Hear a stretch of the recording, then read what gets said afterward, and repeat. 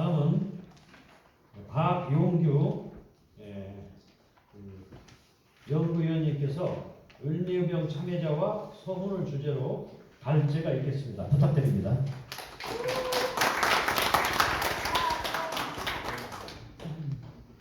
네, 방금 소개받은 박용규입니다. 지금 그 제1주제 발표를 통해서 2차 동학농민혁명이 그 항일 독립운동이었다. 또 일본군이 군 지휘권을 가지고 그 항일 독립군, 동학농민군들을 학살했다. 그런 그 발표를 충분히 아마 드릴 수 있을 겁니다. 저는 25분이 주어졌기 때문에 30분까지 좀 빨리 여러 선생님들 전국에서 오셨습니다. 사실 우리 역사를 모르게 되면은 미래가 없는 겁니다. 그래서 역사라고 하는 것은 과거의 사건에서 끝나는 것이 아니고 과거의 사건이 지금을 만들었고 또 오늘을 제대로 살면은 내일은 저절로 지킬 수가 있는 것입니다. 그런 차원에서 우리 129년 전에 일어났던 이 우리의 근대사를 시작한 중대한 동학농민혁명은 우리 근현대사에서 첫 번째 사건으로서 그 역사적인 의미가 엄청나다. 이런 말씀을 먼저 드리고 2차 동학농민혁명이 항일 독립운동이라는 것은 아셨을 텐데 아까 그 마지막 그 제1주제 발표 우리 정선훈 박사님께서 발표 내용에도 단 한 명도 소원이 안 됐다. 이런 그 기가 막힌 그 말씀을 들었을 겁니다. 이에 반해서 제2주제 발표에서는 양반 유생들이 일으킨 그 역사적으로 그 1년도 차이가 나지 않는 그 양반 유생이 주도한 의병 전쟁, 의병 투쟁에 대해서는 산더미처럼 많이 서운을 했다는 것을 이 자리에 참여하신 여러 선생님들께서 분명히 아실 수 있을 겁니다. 1962년 박정희 정권 이래로 그 지금까지 우리 대한민국 정부가 그 몇 명을 독립유공자 서울을 했느냐 기록을 찾아봤더니 17,000여 명을 서울했습니다. 그 중에서 의병으로 참여하신 분들이 소원받으신 분이 2,700여 명이 소원이 됐습니다. 그리고 이 의병도 을미의병이 있고 또 을사의병이 있고 병호의병이 있고 정미의병이 있습니다. 첫 번째 의병으로 참여하신 분들이 지금까지는 국가보훈부에서 제대로 이 부분을 설명을 하지 않았어요.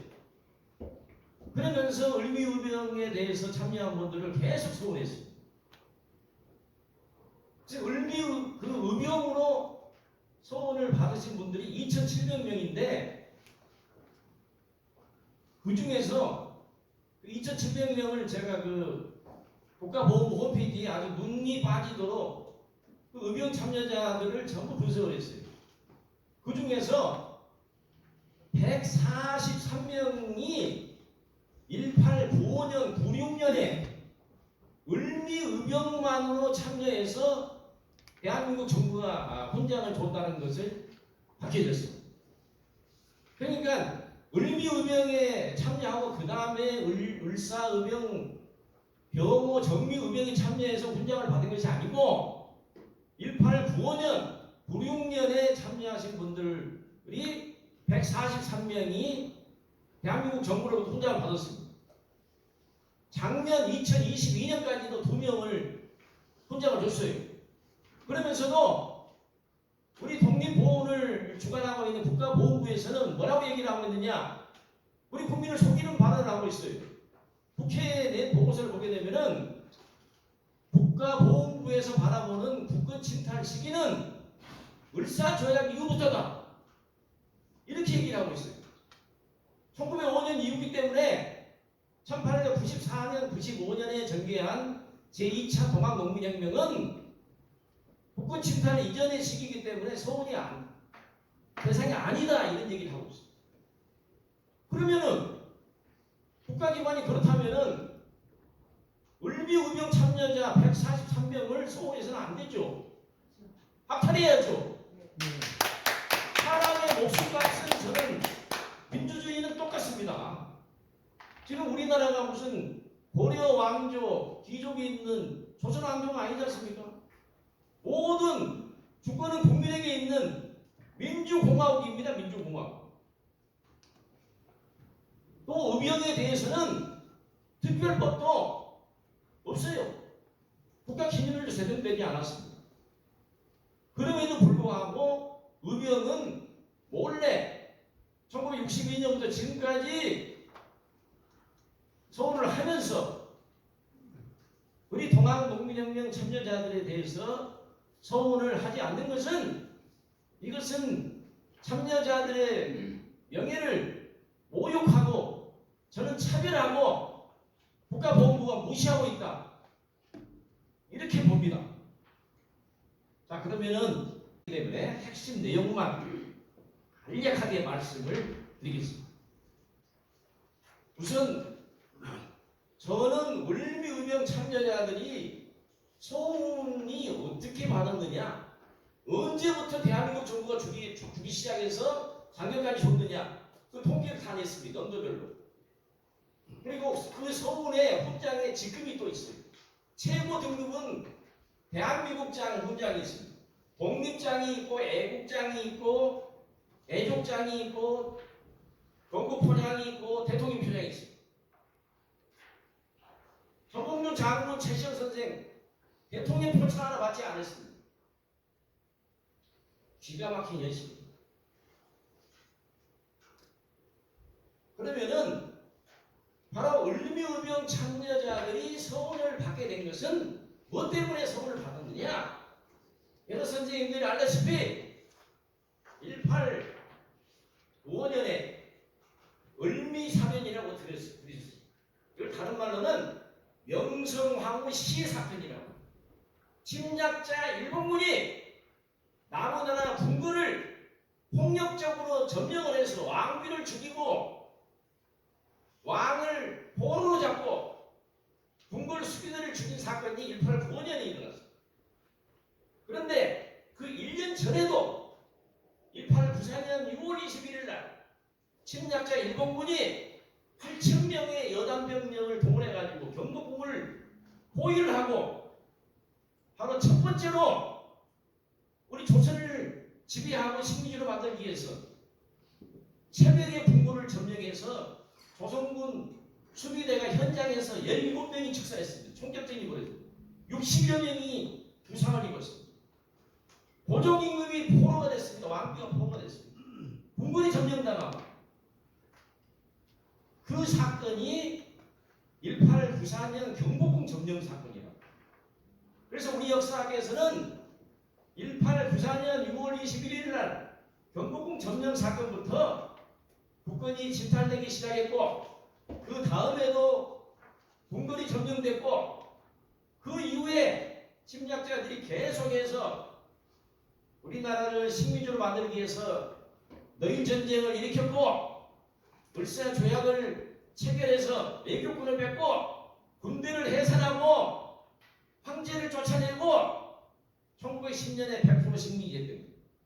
이런 상황 속에서 1894년 9월부터 1945년 8월 14일까지 51년 동안 우리 민족은 독립운동을 전개해왔습니다. 우리 민족이 자랑스러운 민족입니다. 일본 침략자들, 중국 4대 열강이 있어도 우리 민족을 제압할 수 없습니다. 그런데 우리 역사가 입증하고 있습니다. 그래서 국권 침탈 사건 두 사건을 간략하게 얘기를 하고 우리 역사학에서 독립운동의 시작을 처음에는 을미의병부터 독립운동 시작을 봤는데 역사학자들이 사료를 가지고 연구를 해보니까 1894년 9월부터 경복궁 점령 사건 이후에 전복용 장군이 일으킨 제2차 동학농민혁명, 아까 발표에서도 나왔듯이 한 달 전에 일어났던 바로 서상철이라는 유생이 안동에서 1894년 8월에 일본군을 몰아내기 위해서 의병투쟁을 벌였어요. 그 의병을 무슨 의병이라고 하냐면 갑오의병이라고 불러요. 그래서 우리 독립운동의 시작이 갑오의병, 2차 동학농민혁명, 을미의병에서 독립운동이 시작이 돼서 해방이 될 때까지 줄기차게 전개가 되었다. 이렇게 정리를 할 수가 있겠습니다. 그래서 이 부분은 을미사변에 대해서는 말씀을 다 드렸습니다. 그 침략자들이 남의 분고를 점령해가지고 분고를 시한다는 거, 이건 있을 수가 없습니다. 뿐만 아니고 그 시위대, 궁궐 시위대 한 10명 정도가 죽었죠. 궁녀도 2명이 죽고. 그러나 이보다 훨씬 컸어요. 1894년 경복궁 점령 사건, 이건 을미사변이고. 이게 훨씬 큽니다. 그래서 이 갑오년에 8,000명의 일본 군대가 경복궁을 점령하고서 국왕을 포로로 잡고 그 다음에 정권을 교체하고 또 우리 조선 군대의 무장을 해제한 사건, 이게 바로 경복궁 점령 사건입니다. 그래서 일본인 학자들은 경복궁 점령 사건부터를 청일전쟁을 시작한 사건이 바로 이 경복궁 점령 사건. 올해 10월 30일 날 나주에서 그 나주 동학 농민군들을 추모하는 사제비를 세웁니다. 바로 이 경복궁 점령 사건부터 청일전쟁이 시작됐다라고 주장한 그 역사학자가 올해가 나이가 95이 나카츠카 아키라 교수가 자기 선조들의 그런 만행을 우리 후손들이 사죄하겠다. 사죄비를 세웁니다. 그 침략자 일본군의 후손들은 나주에서 사죄비를 세우는데 독립운동을 바탕으로 해 세워진 대한민국에서는 바로 독립운동의 뿌리라고 할 수 있는 바로 2차 동학농민혁명 참여자들을 단 한 명도 소환하지 않는다는 것은 이것은 있을 수가 없는 일. 대단히 수치스럽고 치욕스러운 일이다. 저는 역사학자로서 그렇게 단언합니다. 이 보면은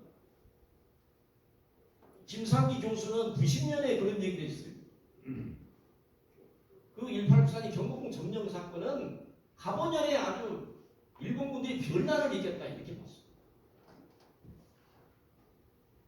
그 우리가 존경하는 유인석 의병장 있잖아요. 이분은 뭐라고 했느냐? 1895년 12월에 그 의병 양반 유생들은 동학농민군보다 항상 1년이 뒤어요. 그 후에 그 의병 투쟁을 벌여요. 동학농 민중들은 아주 그 역사를 보는 눈이 예리하죠. 뭐라고 했느냐? 바로 1894년 경복궁 점령 사건인데 조선이 망했다 이렇게 얘기했어요. 그래서 우리 의병들이 양반 의병들이 나서야 된다 이렇게 얘기를 했어요. 나라가 없어졌다고 얘기했어요. 조동걸 선생님은 평생 독립운동만을 연구하신 분인데 갑오년에 외란이 일어났다. 이건 임진왜란도 1592년이지 않습니까? 1894년은 갑오외란의 성격을 띠고 있다. 경복궁 점령 사건이 그렇게 큰 사건입니다. 그래서 바로 이때는 반식민지가 됐다. 한 준식민지가 되는 것은 1905년에 을사조약에 체결된 준식민지, 거의 식민지가 됐을 때는 군대가 1907년에 해산이 되잖아요. 그때는 이제 그 준식민지, 100% 식민지로 가는 거죠. 반 정도가 1894년에 우리가 식민지가 됐다는 겁니다. 역사학자들이 보기로는. 김희곤 선생은 지금 대한민국 임시정부 기념관 관장입니다. 이분도 갑오별난이라고 얘기를 했어요. 북한 침탈 사건을. 나카츠카 아키라 교수 바로 이 경복궁 점령 사건이 천일전쟁의 시작이라는 거예요. 이 두 사건을 비교해보면 훨씬 큽니다. 아까 제가 얘기했듯이 경복궁 점령 사건은 조선군이 항일 일본군하고 싸우다 현장에 그 경복궁에서 즉사한 분이 17명, 60여 명이 부상을 했어요. 일본군 1명이 죽고 부상 2명. 울미 사변보다 훨씬 규모가 크죠. 훨씬 더 일본 그 당시에 그 스기무라 오카시 일본 영사가 그 1895년 사건보다도 부산현 사건이 훨씬 폭력적이었다 이렇게 기록을 남겼습니다. 와다 하루키 교수 이분은 청일전쟁, 너일전쟁 지금 살아계신 분인데 아주 최고의 학자입니다. 이분이 2019년 책에 18 부산현 경복궁 점령 사건으로 우리 조선은 완전히 피점령국이 됐다 이렇게 책을 썼어요. 근데 이 피점령국이 됐을 때 동학농민분들은 그런 그 경복궁을 점령한 침략자들을 몰아내기 위해서 싸웠다는 것은 얼마나 정의로운 분들이라는 것을 그냥 명명백백하게 증거를 댄 겁니다. 독립운동사 강의에도 이렇게 국군이 침탈됐다. 독립운동을 시작했다. 쓰여져 있습니다. 그 다음에 우리 독립운동의 시작은 아까 얘기했던 처음에는 그 우리 독립운동의 시작을 연구가 안 됐을 때 동학농민혁명이 연구가 안 됐을 때는 을미우병부터 독립운동이 시작을 했어요. 그런데 이제 동학농민혁명 100주년 1994년 전후부터 연구가 많이 시작되면서 독립운동의 시작으로 이제 우리 역사학자들이 보기 시작했습니다. 그래서 이 독립운동은 빼앗긴 국권을 되찾는 운동인데 두 가지의 범위가 있습니다. 현저하게 침탈했을 때 국권을 수호하는 운동, 을미의병이라든지 2차 동학농민혁명은 국권 수호 운동. 그러나 이제 외교권이 뺏겼다든지 군대가 해산됐다든지 이럴 때는 바로 국권을 뺏겼기 때문에 완전히 다시 탈환해야 되겠죠. 국권 회복 운동이라고. 그래서 이 두 개의 운동을 다 독립운동이다. 이렇게 정의를 하고 있습니다. 우리 역사학자들이 이렇게 다 정의를 했습니다. 그래서 처음에는 그 식민지에서 벗어나서 대한민국이 세워지고 1962년에 역사학자들은 이분들은 그 이병도 선생이나 신동구 선생은 그 조선 총독부 산하에 조선사 편수회라고 있었습니다. 편수관으로 근무했던 분들인데 어쨌든 간에 이분들이 독립유공자 심사위원회에 참여했습니다. 그래서 이분들이 독립운동 서론을 한 4급을 정했습니다. 이분들은 동학농민혁명 연구를 안 했기 때문에 독립운동의 기점은 을미의병이다 이렇게 못을 박았어요. 그런데 지금 2023년 62년이 지난 지금도 이 규정을 그대로 지키고 있어요. 이게 말이 됩니까 이게? 62년이 넘었어요. 연구 성과가 상당히처럼 나왔습니다. 바꿔야죠.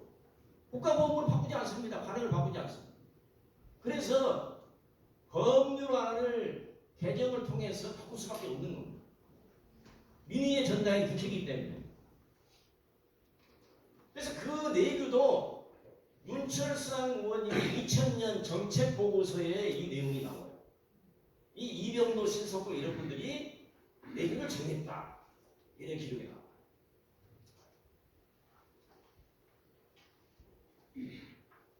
그때 이병도 선생은 61년에 동학난, 동학폭동이라고 썼잖아요. 그러니 소문에 들어가겠습니까? 신석구 선생 중학교 복사 교과서에 동학당의 난, 이게 일본인 학자들이 많이 쓴 용어에 동학난, 동학당 난, 동학농민혁명, 동학농민전쟁 이런 얘기가 없잖아요. 근데 소문낼 수가 없었어요. 그러나 100주년이 되고 110주년, 120주년이 됐으면 소문을 했어야죠. 직무유기를 국가보훈부 지금도 계속하고 있는 거예요. 원래 국가의 정책을 책임지는 사람들이 그 해당 부서의 과장, 국장, 차관들이죠. 아니 책임지지 않으려면은 고위 공무원을 맡으면 안 되죠. 그래서 이 갑오우병 2차 동학농민혁명 연구는 80년 이후부터 상당히 철학 나오고 있어요. 엄청나게 나왔어요. 그래서 이 김상기 의병 전공자인데 독립운동의 시작은 갑오우병 2차 동학농민혁명이라고 얘기를 했어요. 근데 이분도 공적심사위원회 들어가서는 전봉준 소문을 반대를 했어요. 공개를 안 합니다. 공적심사위원들이 누가 전봉준 최시영 소문에 찬성 반대하는지 공개를 하지 않아요. 비공개로 지금도 있는데.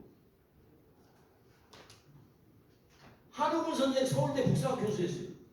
이미 우리가 존경하는 1984년에 제2차 독립 항일전쟁, 항일국투쟁이라고 썼잖아요. 이게 독립운동입니다. 그리고서도 소문이 안 되고. 조동물 선생님 78년에 이미 2차 동학농민혁명은 항일 독립운동이고 독립운동의 기점이다. 독립운동의 성격이 있다. 이렇게 논문 쓰고 책을 썼어요.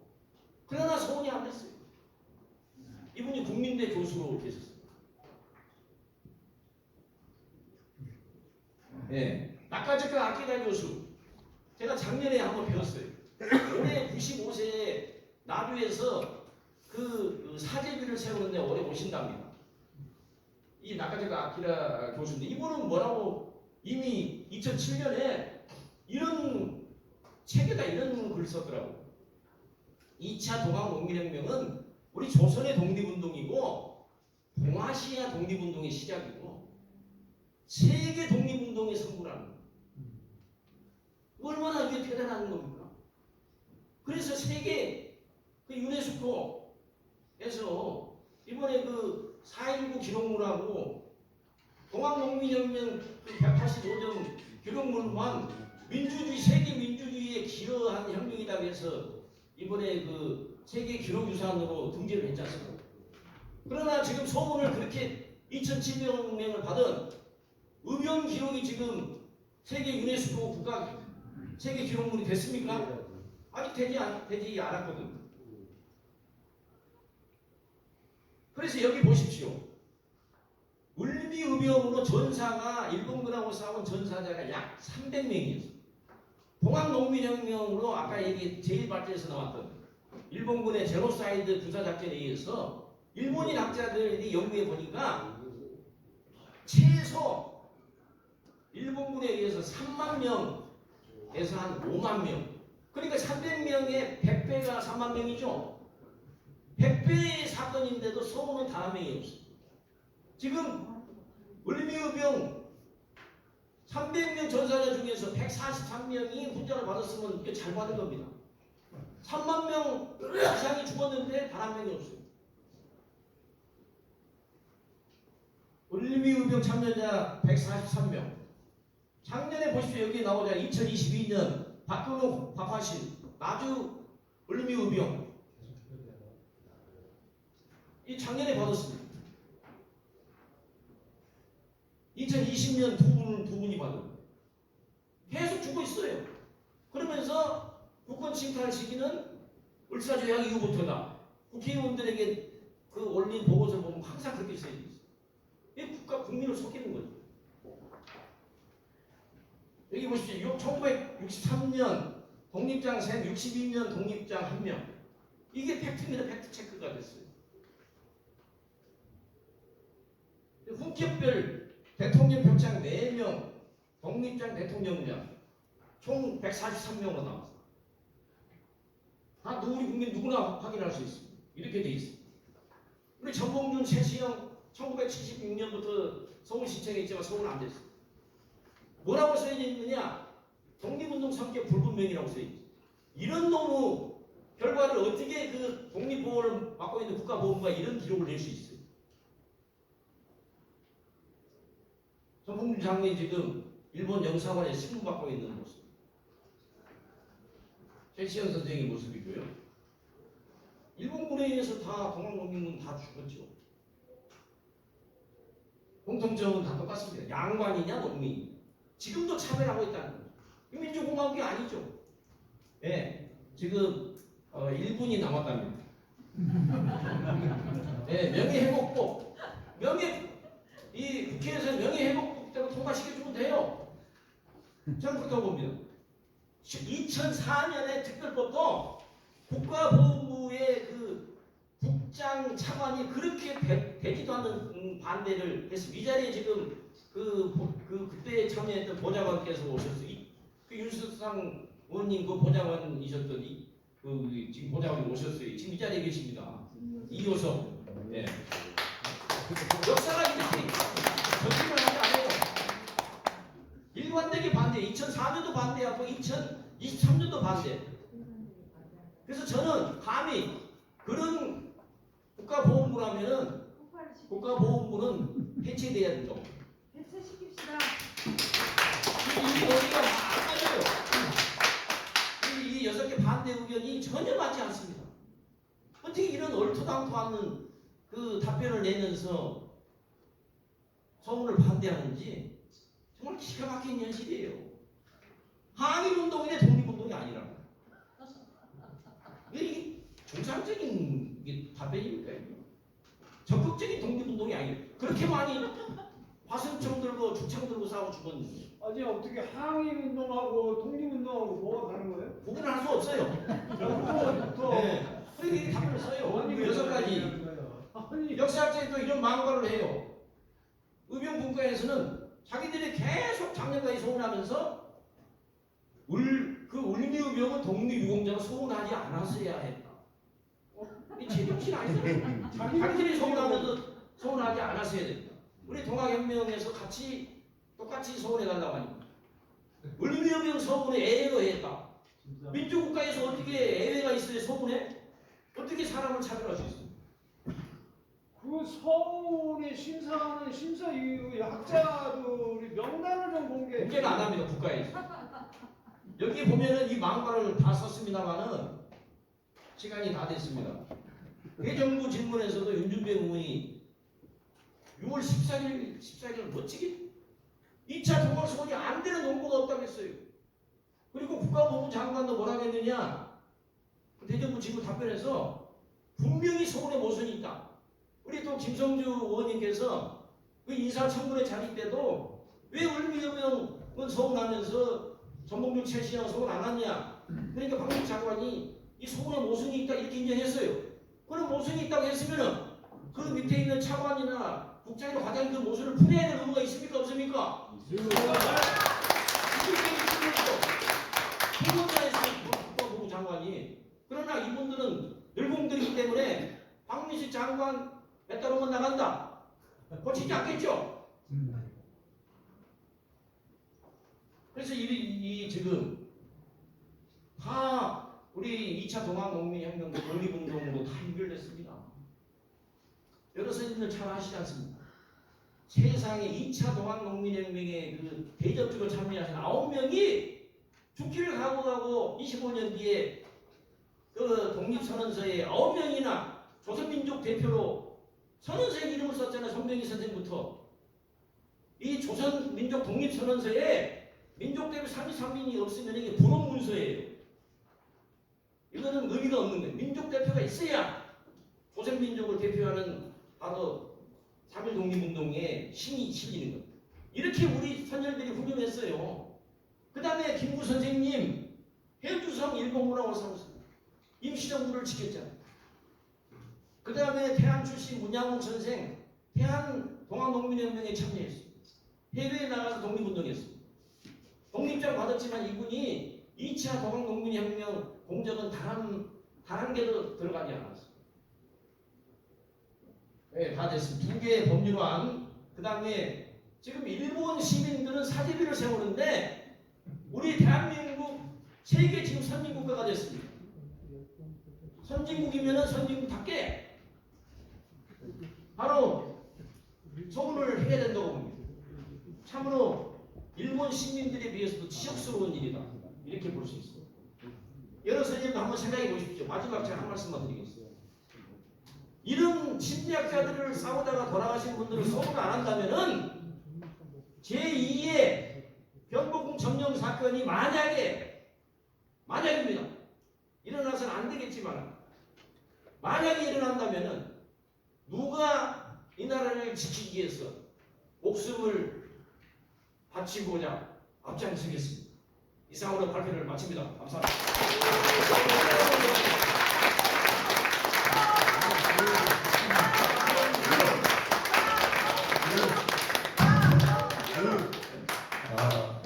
대단히 수고가 많았습니다. 감사합니다. 아주 정열적으로 발표문을 발제를 해주셨습니다. 그 박영규 박사님 제가 볼 때마다 느끼는 건데 저분은 서원을 위해서 세상에 태어났나 이런 생각이 들어요. 서원할 일이 없으면 세상에 안 나올 사람 같아요. 그 정도로 정열적으로 합니다. 다 같이 힘찬 박수로 다시 한번 보내주세요.